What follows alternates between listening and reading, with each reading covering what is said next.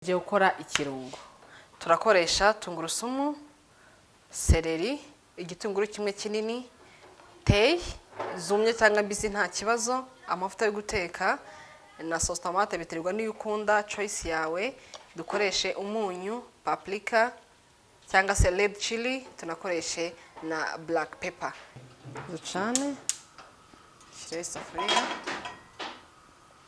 Ikirungo gitekeshwa n'amavuta menshi nk'ibiyiko bitatu.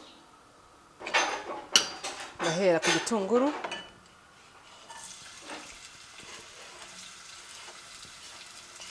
ndagikaranga kugeza igihe gifatiye irangi mbone gushyiramo ibindi.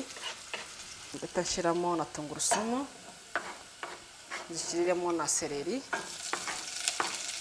zishyiriremo na teyi, tubiteke nk'indi minota 2.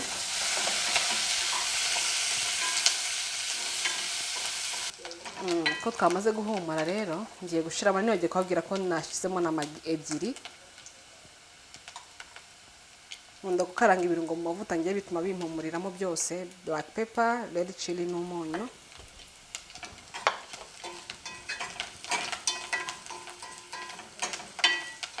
Tubikarange nabyo umunota 1 cyangwa 2 tubone gushiramo sauce tomate.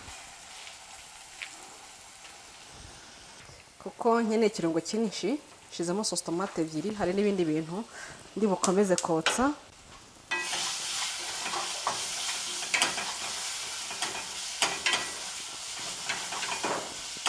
Turayikaranga byibuze iminota 6, hagati y'6 n'10. Niyo mpamvu ngubu ngiye kongeramo andi mavuta, ubona ko amavuta yabayemo makeya.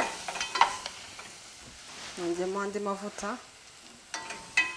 Ntago mpimye, ugerageze gupima ni nk'ibiyiko 3 bindi, ubundi ngikarange neza iminota hagati y'6 n'10, ku buryo ubona ko byahinduye ibara, iyi sauce tomate yahinduye ibara.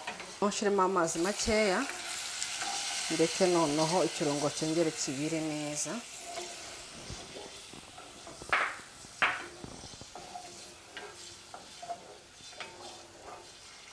Kubera ko umuntu abakana sauce tomate umwanya munini, reba ukuntu ikirungo kiba gifashe.